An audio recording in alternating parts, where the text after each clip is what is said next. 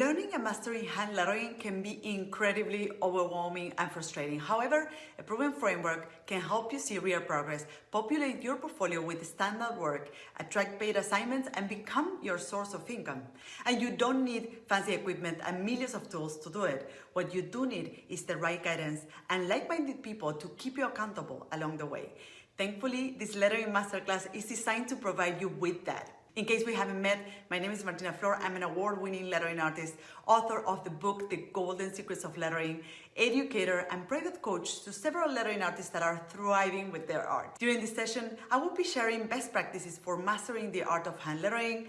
Elias Prado, our senior designer and co-instructor, will also be joining forces, and together we will help you cut through the noise and provide you with the frameworks that you can start applying in your practice today and see results. At the end of the masterclass, I will be announcing the relaunch of the lettering seminar as a community-powered course, and you will get an open window to some of that training during this session and a special deal for the program in case you would like to go deeper and invest in your career as a lettering artist. During this training, you will find the one thing you need to gain momentum and finally go from amateur to pro, the mistakes that all aspiring lettering artists need to avoid if seeing real progress in your work is what you want, the one thing that differentiates successful lettering artists from the rest of mortals and that you can have too, and the one thing that is stunting your growth and that you will find by joining this masterclass. Besides this, I will show you how to put your foot in the door as a professional lettering artist and turn your passion into your livelihood. Don't miss out on this free masterclass with me and a chance to get into the lettering seminar, our community power program, early and with a special deal. Sign up below. See you in the training. And I thought this is terrific. I was like, yeah, let me help, you know. And so it's a great story. And then he's like, oh, by the way, I'm you know. Then he tells me I'm an old school graffiti writer, and I find out he's just this legend, and I'm like, that just made the story cooler, because then we're like texting and messaging and stuff, and you know, sharing pictures of all this, you know, his graffiti that he was writing back in the day, and it was a great experience. And so those are the things, you know, as far as, you know, the work coming in. I mean, I do all my professional stuff through the studio, but I look at those opportunities as you know, ways to connect with people, to be involved with these projects, these, you know, that I find are going to be fun or help someone out. And but I look at them also as opportunities to practice, in a sense. I am going to draw letters anyway. I'm going to do it anyway. and I love what you say.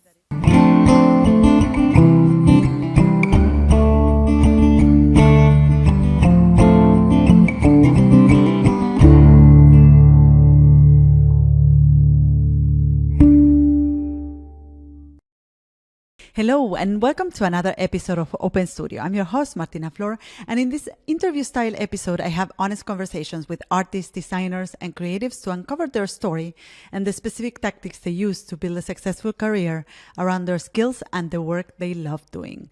Today, I'll be having a conversation with Ken Barber. Ken is a lettering artist, type designer, author, and educator. And for over 30 years, he has made distinctive logos for global brands and created dozens of fonts. He blames his obsession with letterforms on Don Martin's comics, Santa Cruz skateboard graphics, and speed metal logos. Ken's work has been featured in a few fancy museums, including the Cooper-Hewitt National Design Museum and the Henry Ford Museum of American Innovation. He's an instructor at Cooper Union in New York City and teaches online lettering workshops with his wife, Lynn, to students around the globe. Currently, he's the type director and studio letterer at House Industries. Ken has written several books on design, including his award-winning lettering manual published in 2020. This conversation with Ken was full of takeaways. Ken shared wise insight learned throughout his career of over 30 years making and teaching lettering. Things like having mentors, putting your foot in the door as a lettering artist, developing your own voice, and navigating the ups and downs of a career. Ken spoke openly about the things that he did to become a master in his craft and go from amateur to pro. And the good news is that these are all actionable steps that you can follow yourself to do that as well. As a personal note, I've been wanting to interview Ken since day one because I know how much value and insights he has to share. Now, after almost 100 podcast episodes under my belt, I dare to have him on the show and conduct this interview, which I daily share with you today. Enjoy this conversation with Ken Barber. Hello, Ken. How are you doing today? Thank you for coming on the podcast. I'm doing great. How are you doing? Thanks for having me. So, Ken, what I normally do when starting the podcast is I like to start with a question that will open different venues of conversation for us. We have, as I told you before we started the podcast, we have so many topics that we will touch on today. Your career, your teaching, your books. But first I want to start with your work and ask you, how do you master a skill? Let's say that I'm starting right now. I want to start mastering the skill of lettering. What would be the steps or some of the things that I could do to start doing so? What would you recommend someone that is starting new in this industry and specifically to get better at doing lettering? I've been asked this question so many times. And I always tell myself that I'm going to work on an answer that just gets right to the heart of it, just succinctly covers everything, explains it all, no problems. I think the first thing I would say is for a student especially, to try to identify your interests and your abilities and see where they align. And if you're particularly interested in lettering, you're probably looking at a lot of lettering. You're doing a lot of drawing, and so practice is I think it's probably obvious to most people that that's going to be clearly an enormous part of the process. Educating yourself is extremely important, and there's so many resources available today. When I started my career professionally in the early to mid 1990s, and there were definitely resources available. There were books on lettering. In fact, the books on lettering that continue to be my favorites by people like Tommy Thompson and Mortimer Leach. They were accessible, but I also entered lettering at a time when desktop publishing was becoming a thing. Everyone was really just completely engrossed in just working with digital typography and the ease, the convenience, the things that you could do with that, and rightly so. So I had an interest in that as well, but I realized that if I also had an interest in lettering, I wasn't quite sure what it was. I knew I wanted to draw letters, so I would give students today the same advice that I followed. I wasn't necessarily given that advice, but what I did was I just tried to learn as much as I could from the resources that I had.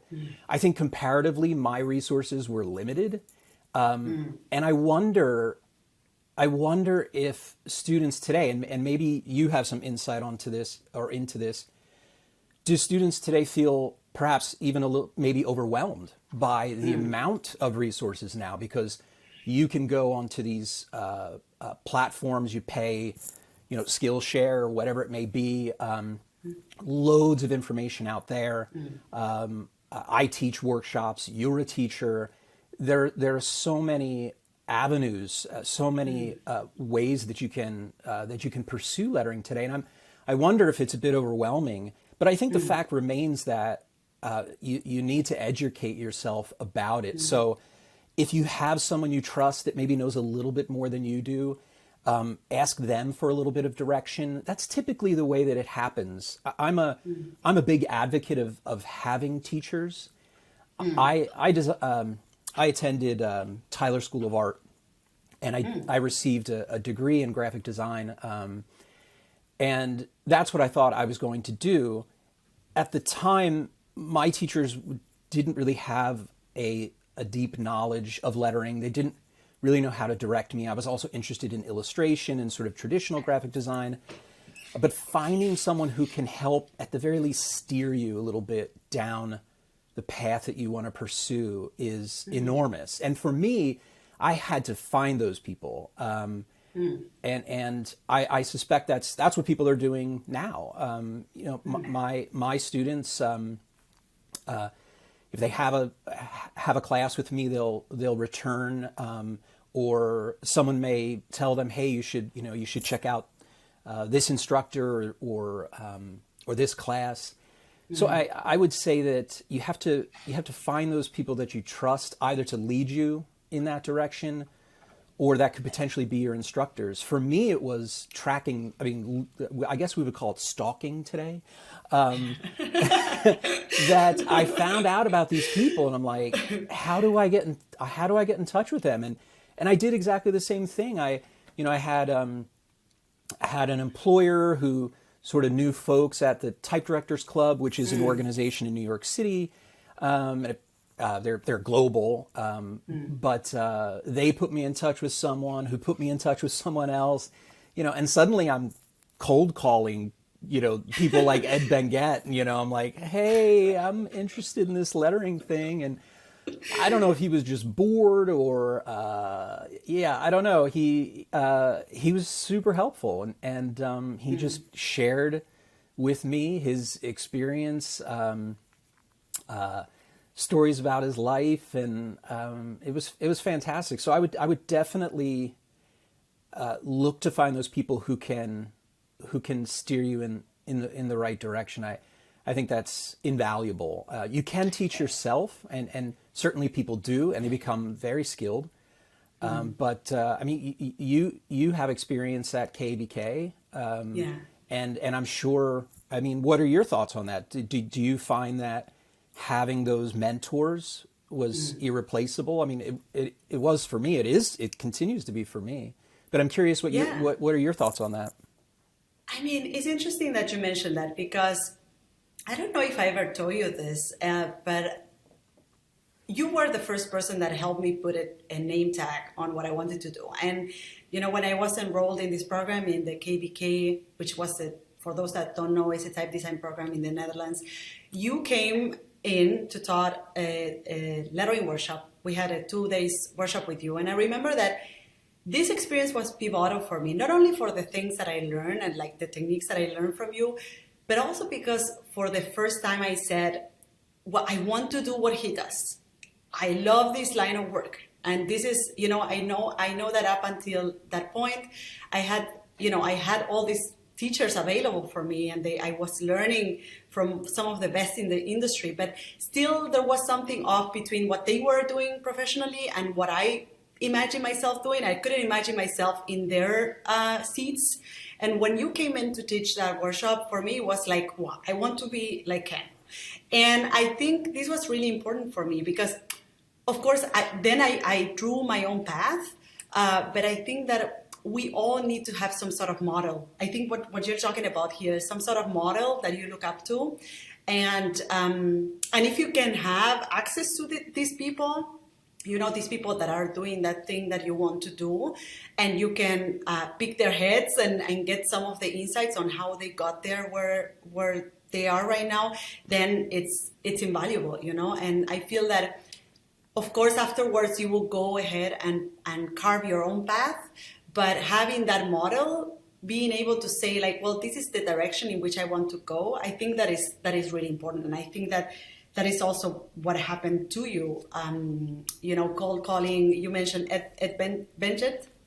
How do you pronounce this? Benguet. Yes. And I wanted to really ask you about this. Who were these people for you? So Ed was one of them. Were there other people that you were closely in touch with, which help you carve your path into lettering? Absolutely. To get back to your point about having that person who you see maybe doing the work that you'd like to do is really important. And I think that's how I would describe it as well. But Ed was definitely one of those people. If you're not familiar with Ed Benguet, as a lettering artist, you should really acquaint yourself. You should be. Yeah. He passed away a couple of years ago, sadly. But he, as I mentioned before, he was just really kind. He was really open, and I wonder if.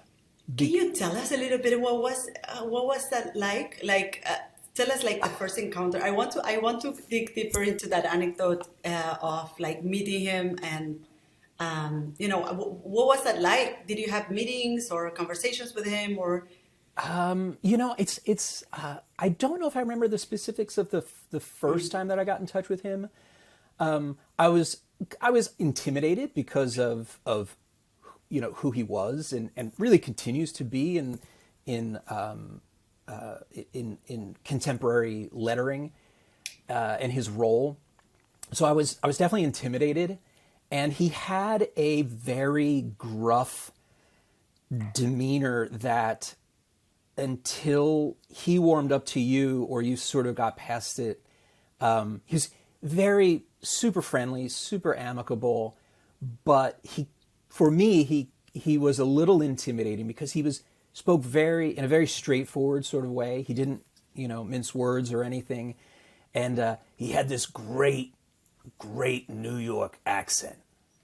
And it's crazy because anytime I cannot think of him without thinking about the way that he spoke. And I actually he and I gave a presentation, and I think it was part of the TDC and the Type Directors Club. And I talked to his wife before we went on stage, and we gave two independent presentations, but we contributed to each other's. And I talked to his wife Elisa, and I said, I want to share this story, but it involves me basically doing an impersonation of Ed. How do you think that's going to go over? Because I felt weird asking him. I probably felt weirder just having the idea that I'm going to impersonate this guy on stage. But I had known him for a number of years, and I said, for me, it's kind of important for this story. And she said, "Oh, he's going to be fine. He'll love it." And it was fine. But if you've met him or heard him speak, his voice is just, I think, was a huge part of his personality. And he was just very straightforward. And he would share all kinds of things about his life. We were speaking earlier before about some of your guests and how revealing they were and how open they were during your conversations, and sharing many points about their personal life or just their general perspective toward the world and beyond lettering and design. And he would do that. He would pepper in these like anecdotes, and I remember one of them. He said Kenny, because he called me Kenny. I didn't invite him to. He just decided, there are some people who are just like, "You're a Kenny," and I'm like, "Okay." And he said, "Kenny, do you know what a schmuck is?" And I wait, what? What are we talking about? I thought we were talking about letter. "Do you know what a schmuck is?" And I said, I'm not sure. I have a feeling you're gonna tell me something I didn't know. He said, "A schmuck is someone who gets out of the shower to pee." And I'm like, okay, good to know, Ed. Some of the teachings, yeah. Yeah, the deep wisdom of the lettering masters. So he would just share all, really anything that came to mind. And he was just so terrific. But he also, and this is one thing I learned, and I suppose this goes back to our conversation about the things that I would share with someone who's getting into lettering. And I would say, honestly, getting into any creative endeavor where there's some collaboration or you're working with other people. I had drawn a logo, and I forget what it was exactly now. And it was a piece of script, and we were talking, and I was showing this, and I was so proud of it, and I thought maybe I was a little too proud. Maybe I thought I was showing off for him or something. I don't know. I wanted him to be proud of me. And he said, "This is terrible." And it was tough. It was tough hearing that, because here's someone who I looked up to. We had formed a friendship by this time, And he was so just raw and straightforward, and he didn't hold back, and my heart sunk. It was kind of devastating. And I needed to like have this moment where I'm like, what do I do with this? You know, we're in the kitchen of his house. He, you know, and we're having a good time. We're talking about lettering, and he tells me this thing stinks. And it's my heart sunk. And he explained why. And then he said, but, you know, I have my opinions and ways of doing things, and I'm very opinionated, and that's the way I see things. But you're going to have your way of seeing things and understanding how things are done. And it was this kind of moment of tough love, but at the same time demonstrating to me that even though I saw him as my mentor, I wasn't him. And as you mentioned before, we have these people we may want to model our lives after them, in some ways our professional lives, but we are not them, and we won't be them. And that's a great thing. That's fantastic. That means that there's so much diversity and possibility in the practice of lettering that I don't have to worry about being an Ed Ben-Gat. And, you know, in a sense, it was very freeing. And, you know, the next thing I know, he's like, hey, I'm going to order some Italian food. What do you want? The pizza's really good. I usually get a salad. It's okay. And then suddenly it just shifted. And the biggest thing that I learned was the lettering is not me either. Like, I don't mean to, you know, get too, philosophical or too meta about this whole thing, but he could talk about lettering in a really dispassionate way. He could talk about it in a very objective way, maybe at least as objectively as you could. And for me, that was a revelation. I was like, wow, yeah, I'm not that lettering. He's not talking about me. Yeah. He's talking about the decision-making behind it, or some of the choices and how it affects these things that allow us to talk about lettering in an objective way. It's as personal as it is. It's still this, you know, in this case, it's this commercial endeavor. You've got a goal that you're trying to achieve. Do the decisions that you make in the process of trying to do that meet that aim? And in his opinion, it didn't for certain reasons. And that was another huge thing for me, was to try to remove myself from the process. And I wonder if how much other people struggle with that. I'm not like fully, I don't know. Do you ever have moments where you just feel, I don't know, just kind of not disconnected from the process, but you don't factor yourself or your feelings as part of the process? In one sense, you're a set of hands.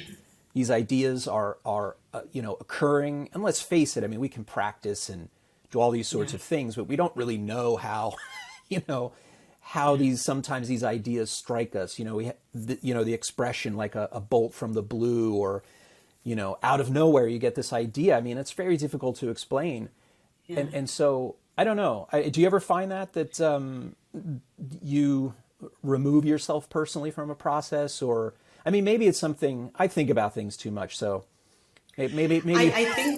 I think I appreciate that you bring that up, because I think this is something that many artists out there struggle with, and I personally have struggled with. Like, we are so attached to our work, or our work is such a big part of our identity that it is hard to detach from it. And whenever we get criticized, or we don't get enough likes on our work on social media or whatever, this affects us personally. Or when we get client feedback that is not positive, it's hard for us to go ahead and do the changes. As you said before, this is, at the end of the day, our work is our commercial endeavor, if you're doing this commercially as an artist. And in a way, I think it's very healthy to be able to detach yourself from the work, and in a way, admit or assume that you are providing a service, right? And you're helping someone tell their story, create a logo for their brand, and you have that skill to make it possible, right? And I love that I love that among all the points that you mentioned, going back to the first question regarding how do you master a skill, you mentioned, okay, identify what your interests are. Second, practice. Number 3, educate yourself, right? Through books, through workshop, through resources. You also mentioned model or find a model for yourself. And I love that now at the end of what you just said, you were mentioning how important it is also to have honest feedback, to have someone who will tell you like, hey, this doesn't look good. I mean, there's ways in which you can improve this. And, I love that. I think that this is a portion that many of us oversee, the importance of having someone looking at your work and telling you like, hey, there's other ways to do this. And perhaps if you change this or that, it will look better.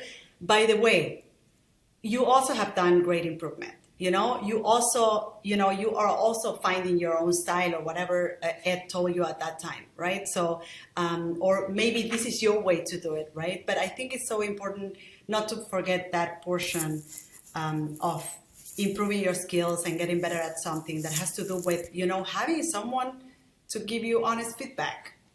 And to be honest with yourself. And yeah, that's really challenging early on. I mean, we've all seen, the terrible, talent shows on TV and people who think they're excellent singers or some other kind of performer. And they're, probably to most people's ears, they're horrible, they're lacking an honesty, I think, with themselves. And that's why I think you do need that person or some feedback from a group or community or individual that can say, hopefully in a really constructive, helpful way, that like, maybe this isn't your strong point. But you know what I do see? I do see that you're a fantastic communicator. When you describe what you're doing, you can paint a picture incredibly well. And so maybe your strength is perhaps less visual and it's more of a storyteller, which is a part of this whole thing. So I think having that, trying to cultivate some honesty with yourself, and remembering the fact that it's a process. And I don't want to spoil things for people, but the process doesn't really end. As far as I can tell from my experience, it's a continuing process. It isn't that there's some level, at least as far as I can tell, that you achieve and then it's like, oh wow, I figured it all out. There are so many things to learn. That's, to me, that makes it exciting. I understand how that can be a little intimidating. But one thing to remind yourself in respect to this idea of being honest is each of us have achieved some level of ability. In comparison to others, we may see differences. That's to be expected. But along, I think, with that level, that ability also comes this ability to honestly evaluate your work. And some of that simply comes with skill. And that skill comes with time. And so I know that no one wants to hear practice, practice, practice. When you do that, you're able to then work intuitively. To work intuitively means that you have experience. How can you make choices intuitively or that feel intuitive without having faced something similar before? The practice allows you to gain that experience and that intuition, a kind of, wisdom, I guess you could say, because you can have knowledge and then you can have applied knowledge. So I can know about historical facts of, when a particular letter style came into vogue or how it evolved in individuals who were part of this whole process. And that's knowledge, but unless I can apply that, then it's not going to be extremely helpful in my actual lettering practice. So I think being patient, understanding that I don't have to figure it out right now. And no one does. And as I mentioned before, it's this continuing evolution, if you will. And so that's why I think these old adages prevail, no matter what industry or what skill you're trying to master, is work hard, be patient, being nice is always good. especially in our industry, like, generally it's a much better experience for everyone if everyone's cool and open and understanding. But I think you may, coming back to this idea of advice, and you had painted, this scenario that what if there's someone who's interested in lettering and they want to pursue that. Another thing that I would say to keep in mind, and I know I'm jumping around a little bit here, but is to recognize the fact that for many people, they may have started with one interest and they wind up in another career path. And if we think about our experiences that we have, whether if it's pursuing lettering, as these moments of discovery, right, that build on top of one another, it's very hard to predict how that path is actually going to go. In fact, I'm not convinced anyone can. You can be extremely determined and say, this is the goal I want to achieve. This is what I'm going to do. I can paint this, or create this roadmap. But I think when reality kicks in, you can be steered down detours and other avenues, just to continue with the map metaphor, that lead you somewhere else. I went to school thinking, when I grew up, my parents were like, what have you thought about as a career? And I said, I worked in a paint factory during the summers in order to earn money to pay for school. My parents were extremely encouraging. They were helpful as best as they could be. They did everything they could to help create any opportunities they could so that I could follow my interests. And they noticed in me this, this proclivity toward art, and they really encouraged it. And I'm very thankful for that. In the summer, I worked at a paint factory. My dad worked at the paint factory. They had this program. Hey, if kids are going on to higher education, they can work in the paint factory, make good money, join a union, inhale some, potentially dangerous fumes that'll haunt you later in your life, health-wise. But it allowed me to pay for school and do that. And I'm very grateful for that. My objective when I got to school was, I'm going to study art. Yeah. I don't know what that means past that point. And fortunately, the program I went to was a 4-year program. The first year, you had to take these core curriculum courses, is what they called them. And you didn't really have a choice. And this forced you to essentially have some experience in different fields of art. And then you could take electives, and you didn't choose you didn't choose your focus until your junior year. So you already had 2 years of experience. And at that time, I thought, I want to pursue graphic design.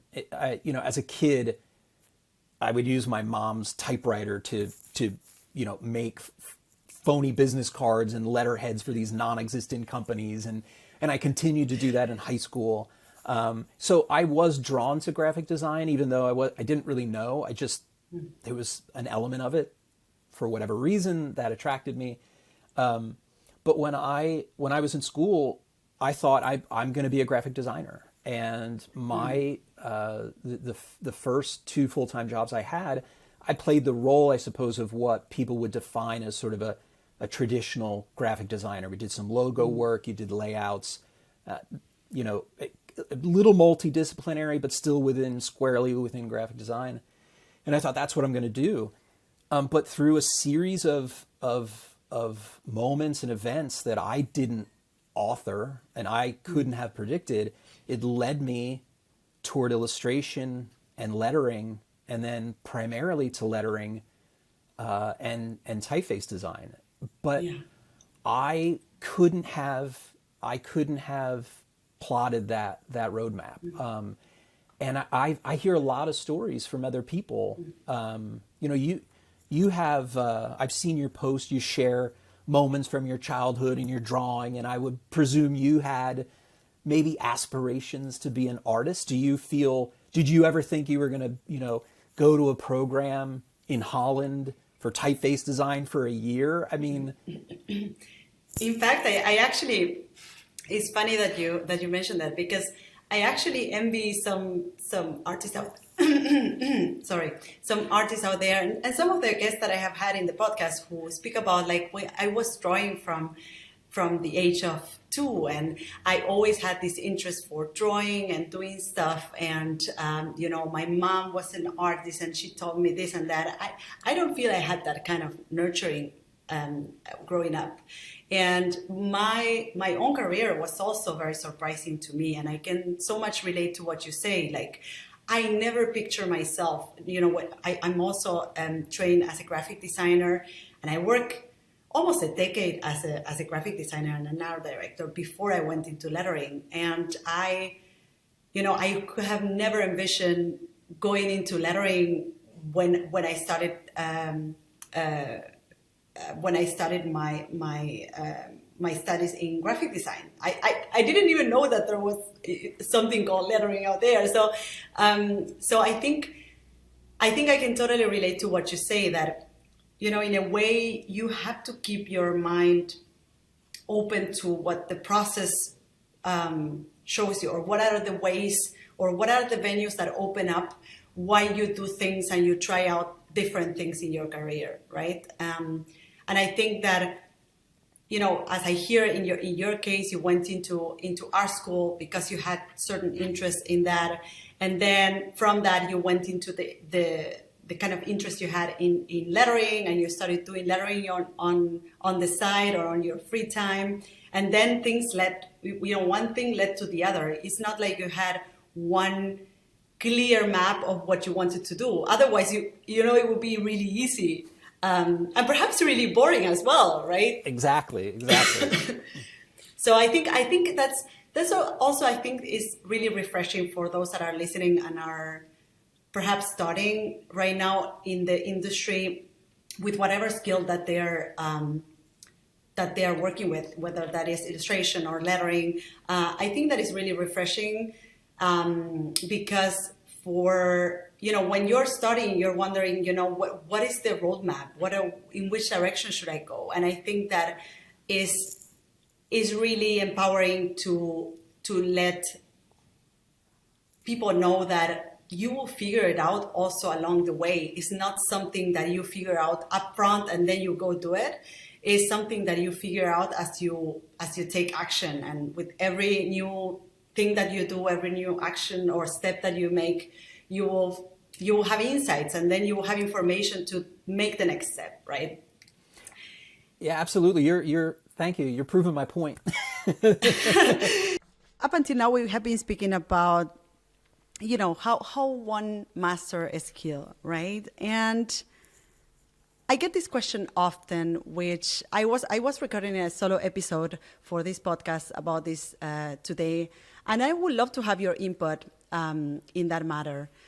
When do you think one is ready to make a living with their skills? Because I get this question from a lot of students, and I know that many of our listeners are interested in this. I know that when you're starting with a certain craft, you are putting in a lot of work, and you start seeing progress. You see that your work is improving, considering that you are putting in the work and the time, and you are doing all of the things that you have shared with us, practicing, educating yourself, having someone to guide you, and having someone to give you feedback. But at some point, when you reach a certain level, you start wondering, hey, how can I turn this hobby or these 2 hours a day that I dedicate to getting better at this, how can I turn this into my full-time job? Or how can I turn these 2 hours into my entire day? Because I really enjoy doing this.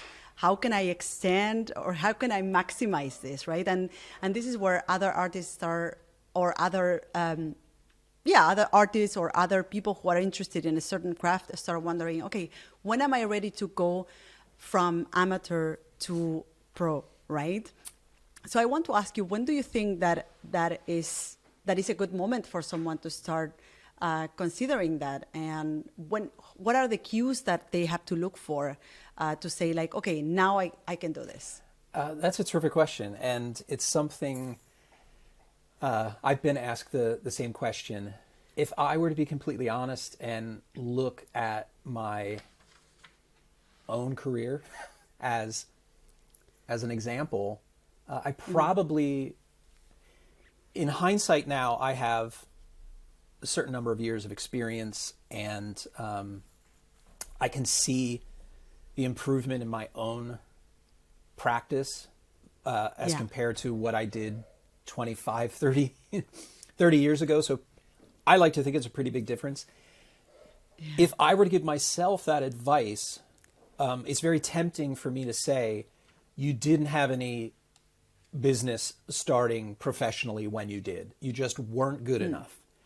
But I'm measuring my past self from my current standard and from my current understanding and knowledge. But that probably would be bad advice for my past self. Because I think I have to admit, I've gone back and forth about this very question. And I think when I did gain a little bit more experience, and then I looked at my past work and I thought that it wasn't of a very high quality, and that I probably didn't have any business teaching or working professionally within lettering. There was a time when I thought that other people, perhaps like students, people who are newer to the profession, that they should take their time.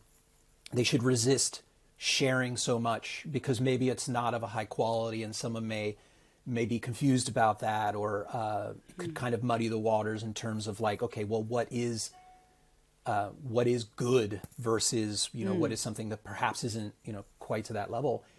But I think that's probably bad advice right now, because if I gave myself that advice, I would have never taken the opportunity to kind of flounder through this, my early experiences, and given myself those opportunities to genuinely improve in my practice. So, I mean, technically speaking, if you can make money doing what you do, you're a professional, right? I mean, when is it time for someone, to begin their career?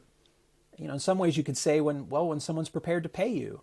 But my advice would be to try to keep that in perspective, even though you may not have that perspective yet, because if you're just starting out, you lack that experience and that skill to really evaluate your work, I think, in a really effective or successful way. So it is time. Also, we mentioned mentors before, and people who are honest with us. I think it's a time to lean on them as well, especially if you have a connection, say, within the industry, who can say, yeah, you can absolutely do this. Or, you may want to consider this route, taking a little bit more time.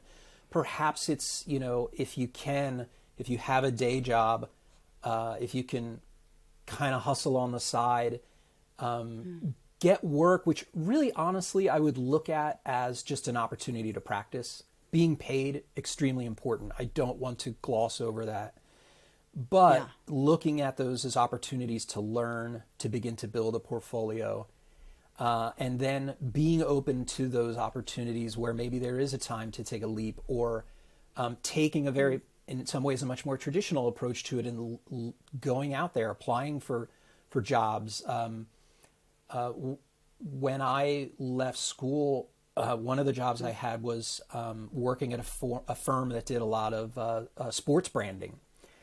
And I really wanted to do more illustration and lettering, and it was perfect for me, even though the subject matter wasn't dear to me. It wasn't something that I was really motivated to letter because of the subject matter, but it gave me an opportunity to illustrate and to letter. And the people, my employer at the time, trusted me enough to give me that opportunity. So another part of that equation is putting yourself out there and looking for those opportunities. There are so many ways to. This network is kind of a sleazy word sometimes, because it sounds like you're just out to make a connection just to benefit yourself. But like, make friends with people and reach out to people who are in that industry. And sometimes it's not always possible for someone to mentor you personally, but that's an important. I think that's an important part of the equation as well. I don't. Yeah. I mean, what kind of advice do you typically give Well, people? I mean, I agree with you 100%. I think that you touch on some of the things that I consider very important.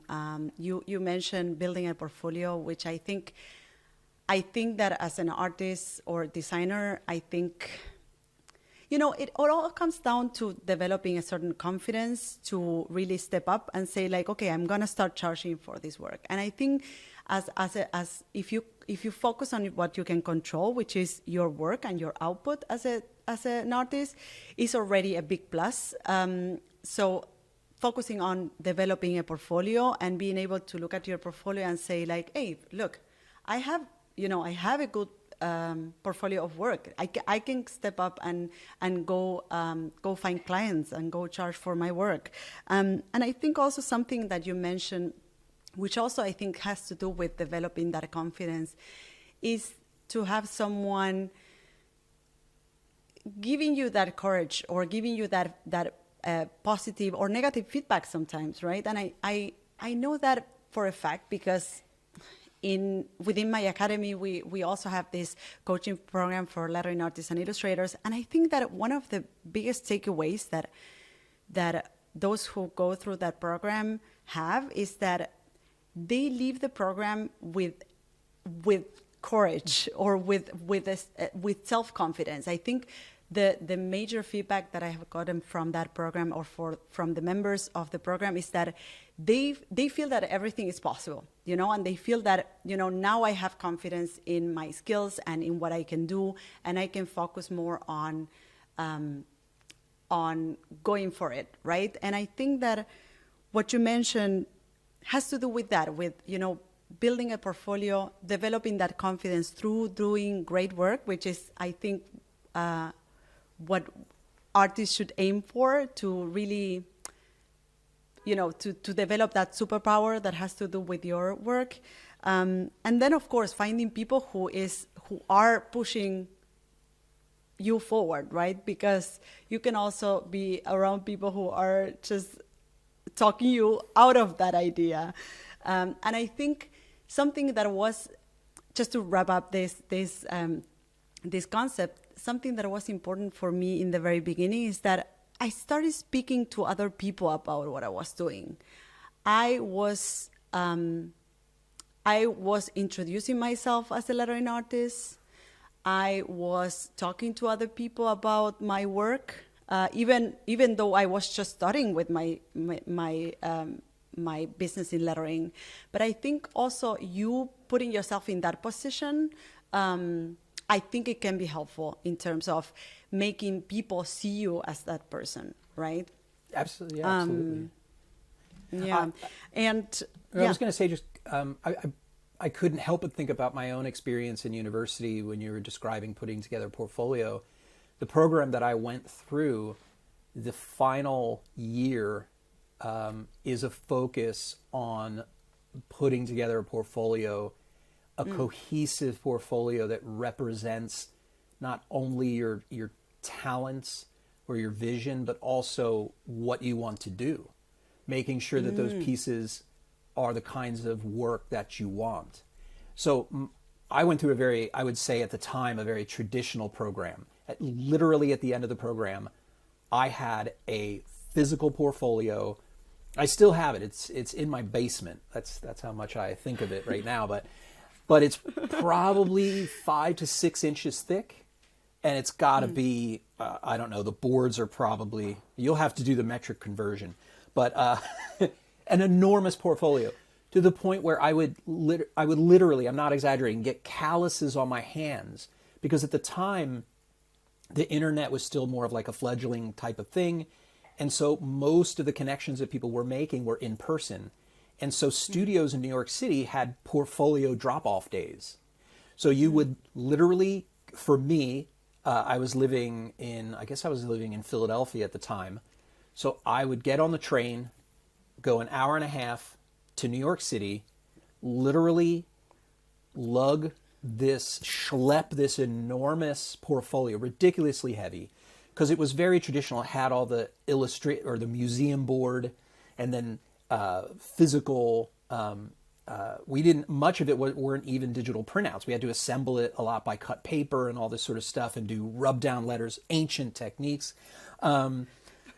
But we would drag it around to the various studios where we hoped to get a job.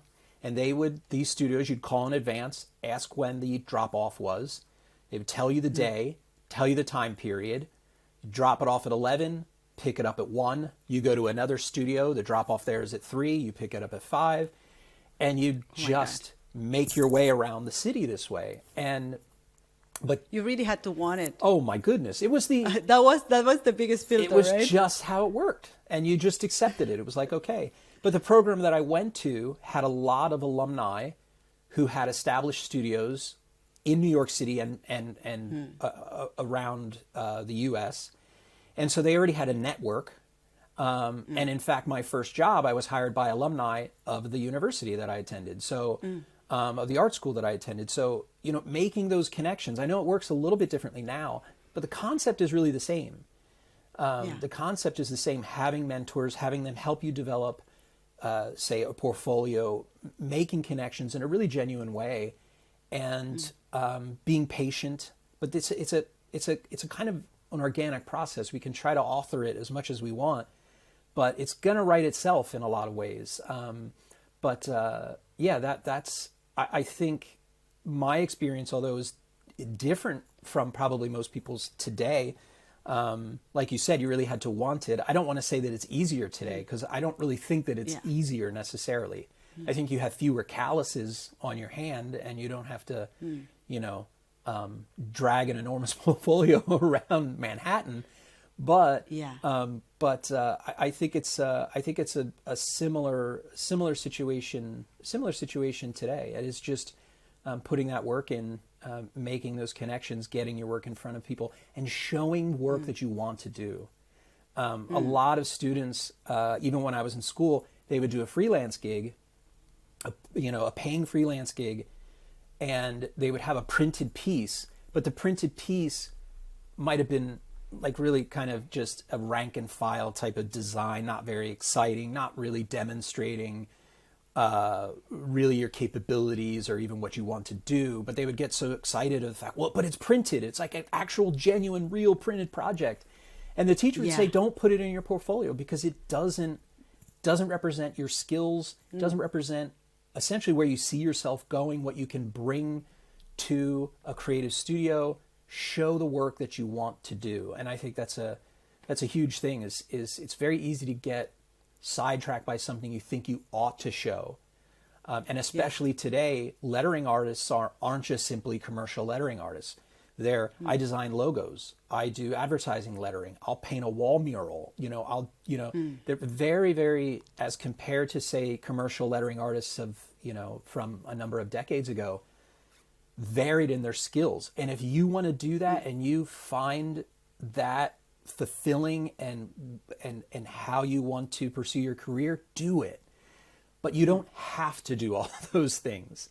And I think that goes back to identifying your interests and abilities, and see where that overlaps, and trying to find the vocation somewhere in there. So you mentioned how important it is to build that portfolio of work that really reflects the kind of work that you want to do. And I think this is a perfect segue to another topic that I wanted to touch on today, which has to do with how do you find, once you decide to take the leap or to do the transition from amateur to pro, how do you start finding those jobs, right? And I wonder, in your experience, how was it for you to find, or how were some of the strategies that worked to find client work? Where were some of and this is a recurrent question here on the podcast, because I'm always curious about how do you find jobs, and how do artists get dream assignments, right? So I'm sure you had many sources of jobs coming towards you, right? So the different ways in which assignments came your way. But if you perhaps can name some of the things that you have done in the past that were very effective for you in terms of getting that assignment or reaching out to that client and turning that into a customer. Can you talk to some of those experiences? I don't know if I'm going to be the best person to talk to talk about this. So as I mentioned before, my education was traditional in the sense that at that time, that's how essentially design programs operated. And the typical pathway in terms of one's career as a designer or even a letterer was also what I would say is a little more traditional in the sense that it might not be reflected in the way that people work today. So when I started, as I described this process of looking for work, I wasn't looking for freelance work. I was going to studios with the intention of being employed at the studio. And that's pretty much how my career has gone. So I haven't really been in a position to go out and fish for work and that sort of thing, because I've always been part of a studio where that was typically already in place. And so there were clients and that sort of thing. I think in terms of, there are so many possibilities now to reach out to individuals, to make those connections. I think people are going to have, probably most listeners will have a better idea of how to do that than I. As far as some of the work that I've personally gotten more excited about, I've had the good fortune to be able to work on projects that I would consider high profile and that sort of thing. For me, it's all about the lettering, and I realize that maybe it sounds like I'm speaking from this position where I take it for granted. I don't take it for granted. But I have to confess that for me, it's about the lettering. It's about the project. And that's just the truth, because I genuinely enjoy the process. I see the process as personally enriching, because usually I have to do things like I have to do research. And so with every client, no matter who it is, big or small, whatever the market is, you have to have a certain awareness of how you're going to meet that client's needs. And that means you have to inform yourself as much as possible. This is my personal experience. And so for me, it's about the lettering. So although I have had the good fortune of being in a situation where those clients were coming through the door, as far as like personal projects, ones I get really excited about are ones that just have a great story to them, or there's a case that someone just messaged me, I think it was 2021, and it was an old school graffiti guy. And he wrote different names. I think he's most known for writing trike. So he was writing in New York City in the 70s and 80s, and he hits me up and he's like, hey, me and a couple friends are putting together this youth basketball program.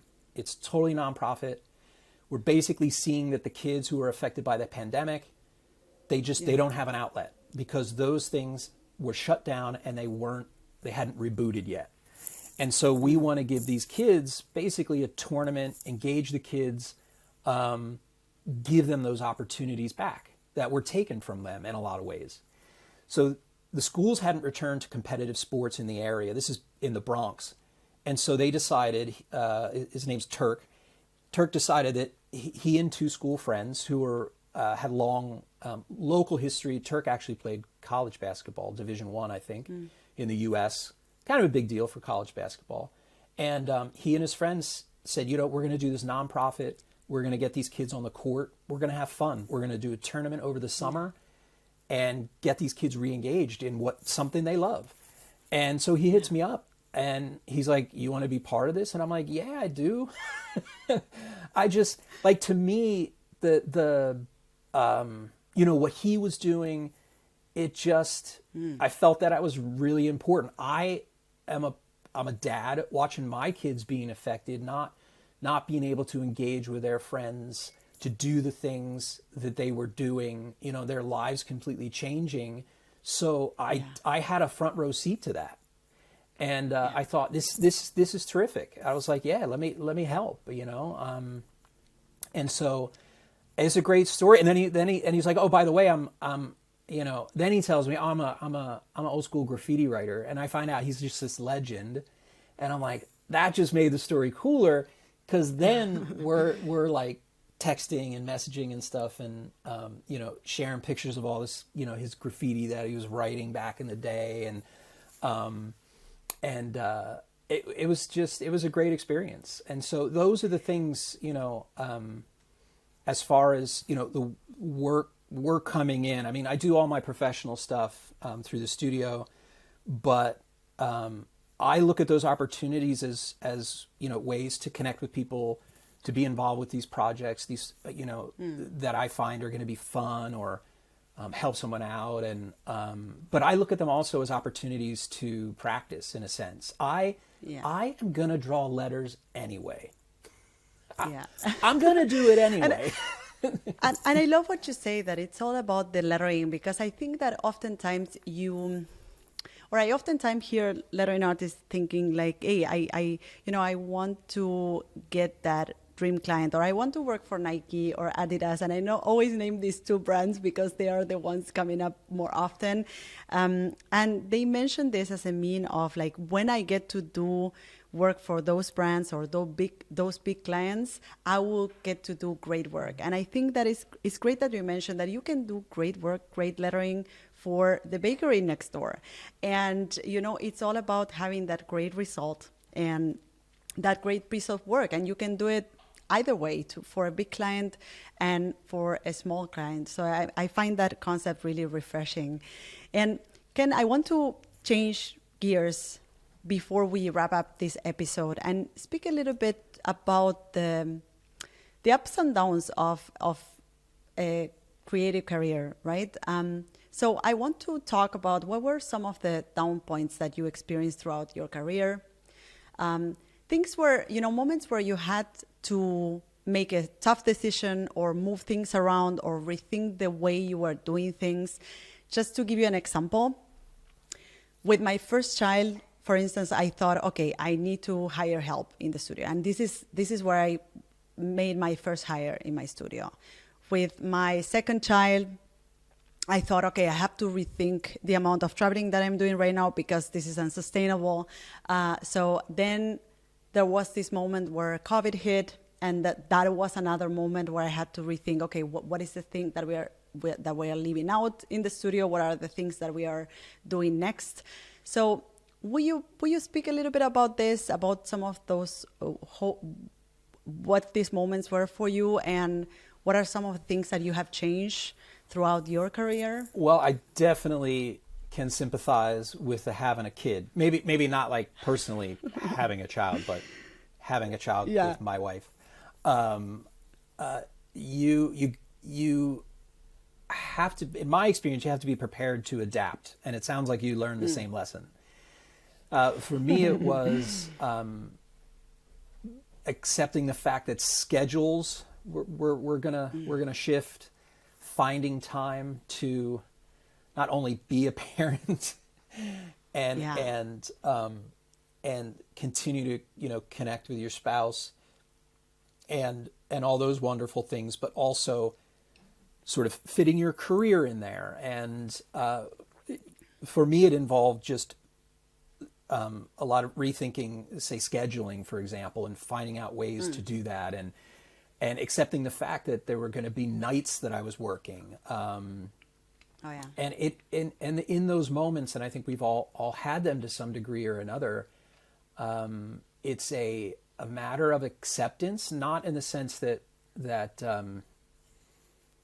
okay, everything has changed, or that this is how it's going to be, but rather doing your best to sort of pivot in those moments and adapt to the situation. For me, I faced a lot of, I guess you'd call them more personal, or I don't know, internal sort of struggles in terms of the way that I either viewed my work or recognized, as if I kind of like stepped beside myself or outside myself and recognized my own attitudes toward my work.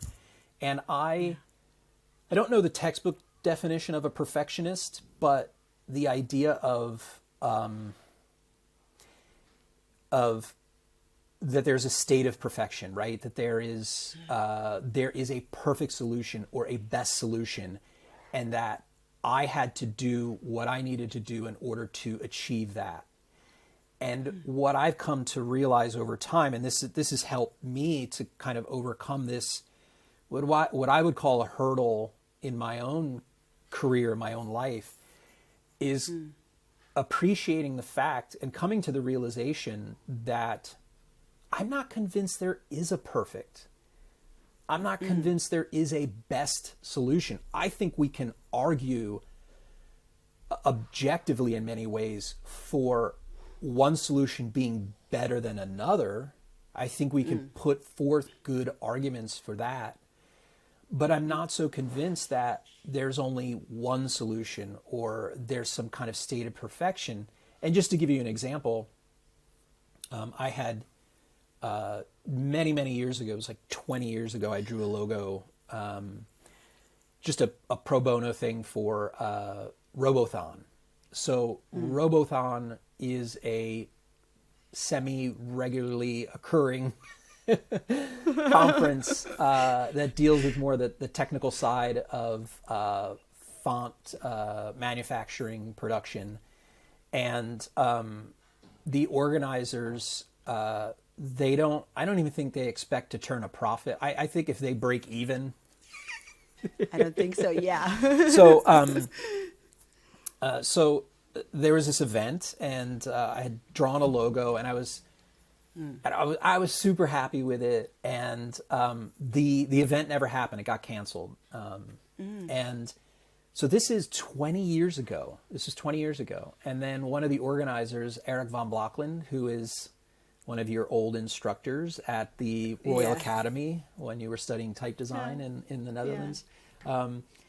He said, "Hey, I'd love to use this. We plan on having an event, a conference in 2023. Hey, can we just recycle this, basically?" I go and I look at this piece that 20 years ago I thought was the chef's kiss. Of lettering and my accomplishments at that time. And I thought to myself, there's no way in hell I can let this guy print this thing, or, on t-shirts and swag and all this stuff. And I realized that, and this illustrated to me very clearly, that our perspective or the way we look at our work is, it's kind of relative, right? Yeah. It's relative to our ability at the time, our experience at the time, and we may have one opinion that is guaranteed to change over time, if there's anything I've learned. And so that was actually, it was a good lesson for me in the sense that what I thought was, this kind of acme, or sort of like a achievement, that it was my attitude then was really relative to my ability to evaluate that work. Yeah. It doesn't necessarily make it bad. It's just I have a different, maybe I guess I have a different standard, or just have different ideas. And so this planned event for 2023 was canceled too. So I think the whole thing was just cursed. But I could see the mistakes that I made at the time, which I think were valid, and I think I could put forth good reasons, objectively speaking, to why I think the logo could be improved. But it was the best I guess I could do at the time. But that's, for me to accept that that's going to change also illustrated to me that maybe there is no perfect or best, and then it's completely, we can say objective, but it's completely going to be, it's as they say, beauty is in the eye of the beholder. Someone else may look at it and think it's fine or think it's awful. Getting over this kind of idea of perfection, and that I should strive for perfection. I think I should strive for. This is something I learned from Doyle Young, and his opinion was that we should concern ourselves with making something good over making something novel, something that we think is kind of unique or groundbreaking or experimental. He said we would serve ourselves a lot better as lettering artists if we just focused on making something good. And so, and this is another thing I learned from my friend Ben Keel. Shout out to XYZ Type Company. But he would always remind me that don't let the perfect be the enemy of the good. Basically, get out of your own way. It's good. It serves the purpose. And this has led me to many of the ideas that I now share with my students, because when you're teaching, and this goes back to kind of, I guess, that hurdle or the difficulty of having some internal sort of conflict in terms of the way that you look and think about your work, is that teaching really forced me to consider, could I talk about work objectively? Because when I first started to teach, probably I was way too young. Getting back to an earlier point in our conversation, I probably had no business teaching. But I did question, who am I to give an opinion about work if I can't back it up with some reasoning, some type of logic, some tool that the student can use and benefit from? If I'm just giving my opinion and I don't back that up, reinforce it in some way, especially in such a way that they can also learn from it and apply it themselves, then I'm just giving an opinion. And so that really forced me to look at work and try to basically figure out some type of metric or language or something that I could equip the students with so they could evaluate their work. So I had to look at the way that I created lettering, the decisions that I made, and almost deconstruct that so that I could give the students something, give them some tools to use. Yeah. And so I realized that we could make good arguments for a piece of lettering being conceptually strong in terms of how it relates to that thing it represents, whether it's a person, a product, a brand, whatever it may be. And also look at it in terms of its aesthetics. Does it stand out from, say, competitors in the marketplace? Does it have a voice that is distinct? And then also there are practical considerations. Does this thing actually work in the way that we want it to, right? So a lot of times, as you know, the application of logos or a piece of lettering is dependent upon environment and different production methods. So there's going to have to be some kind of practical, utility to the mark. And it put me down this course of not only forcing me to face my own, I guess, insecurities, right? About lacking confidence. You talked about confidence earlier. Being confident about your decision making, being able to, I guess, find some to validate it. But as a teacher, that provided another level, which was, how do I make that accessible? How do I provide this as something that is, a perspective that a student can use, some tools in a sense that the student can use. So it had this other level, but I actually think that being confronted with that, especially in the context of teaching, forced me to face those those insecurities or those that lack of confidence head on, because you know I was accountable to students, and so that was, I mean, for me that was, you know, you asked about turning points in career and difficulties. I mean, for me it was that continues to be something that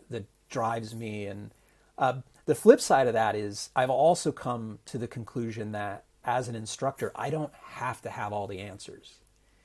I don't have to have all the answers. And I try to say it as least often as possible, but I'm becoming more comfortable with saying, I don't know. I don't know. That's okay. Maybe one of my students knows, right? And just being open to that. I don't know everything. I understand. I think there's a level of expertise that I'm expected to have, but I don't have to have all the answers. And this feeds back into, in my opinion, one's personal practice, where you can, when you encounter those roadblocks, it's okay to say, I don't know what to do here. But what I do, and I would suggest other people do, is walk away from it for a moment, a day, if you can. Sometimes there are commercial jobs, we don't have that luxury. If you can do that, get someone else's opinion, return to it, begin in a different direction, and see where that leads you. It may lead you someplace else. It may lead you at a point of like sort of synthesis between, you know, where you started and where you're headed. But it's enormously freeing, a little scary, but enormously freeing to say, I'm not sure what to do here, but I'm just going to continue working, have some patience. It goes back to those, you know, early lessons, you know, that we talked about, what, you know, the suggestions or recommendations you would give to people just starting out. I don't think it ever ends. You know, in the sense that I still have to abide by all of that advice I'm giving someone else. I have to continue to work hard. I have to continue to be patient. I have to allow myself a little bit of room to be maybe led by the process, or let the solution come when it does. Or if it doesn't, say, okay, you know, there's another lettering job. We don't have to save the world right here. We don't have to figure it out right here. And that's enormously freeing. And I think it's for me much more productive in a real practical sense. I think this is a great way of wrapping up the show for today. And I think it all goes back to what you mentioned before, that you learned from Doya Young, which has to do with, you know, make something good. Focus on making something good. And when you don't know, you just don't know. You will figure it out along the way. And I think this is really refreshing for those that are listening. And for those that are wondering, how can you learn from Ken Barber, I'm going to add the link to his workshops on the show notes of this podcast episode. I'm going to also add a link to get his book, The Lettering Manual, which is amazing, and you should all get a hand on it. I'm also going to add this to the show notes. And I think, Ken, this is a great way of wrapping up the show. And what I normally do with my guests is to invite them to play a little game just to wrap it up, which is called Finish the Sentence. You didn't warn me about this. You didn't warn me about this. This is a total surprise. I thought, I was nervous coming into this. I haven't spoken publicly or done an interview in like 2 years. And I was like, I think this is going okay. And now we got the surprise. All right. Oh no. Exactly. So everything was going okay up until now. So what this game is, basically what I do is to start a sentence and you complete it. Okay? Are you ready? No. I'm scared. So one question, are you still married? Yes, I am. Okay, cool. Then I'm gonna add that one here because I love it. See why I say that? So let's start. The world would be much better if people were just nicer to one another. I'm the best at making things more complicated than they need to be. I've never told anyone about the fact that Oh my gosh. I used to have a concept of lucky underwear. Oh my God, that would make another podcast, right? So if I wouldn't be doing this for a living, I would be. Ooh, I've often thought I want to be like a travel journalist. I think that would be cool. My wife always tells me that. If I just listen to her, everything's going to be fine. There's never been a better time to. Oh, let just the people you love know that. So good. Ken, thank you so much for all the things and the stories that you have shared on this episode today. Where can people find you? I'm on the gram, as the kids say, at Type Lettering. You can find out. I guess you mentioned you're gonna post all sorts of other things, but that's where I share about my workshops and my lettering process. I like to show lots of sketches there, and share personal projects. So yeah, that's probably the best place. And people are smart. They figure it all out. You'll find me in those other places. I will add all of these links to our show notes. Thank you so much, Ken, for taking the time to talk to us and to share all the insights with our listeners. Any last words that you would like to add? Did I mention it was at Type Lettering? I thought I might have just sidestepped that. At Type Lettering. Okay. No, I want to thank you so much for having me. This was really a pleasure. Keep doing what you're doing, and I had a blast. Thank you so much. You're the best. Thank you so much, and thank you everybody for tuning in today. See you on the next episode of Open Studio. Bye-bye. So this is it. I hope you loved this episode. You can find me, the host of the show, on social networks at Martina Flor on Instagram, Twitter, and Facebook. If you have a question or comments, go to martinaflor.com/podcast, where you can see previous episodes, find show notes, and send voice memos with your comments and questions. You can also watch these episodes on YouTube. Just go to martinaflor.com/YouTube to find them. You can, of course, listen to all our episodes on your favorite podcast platform.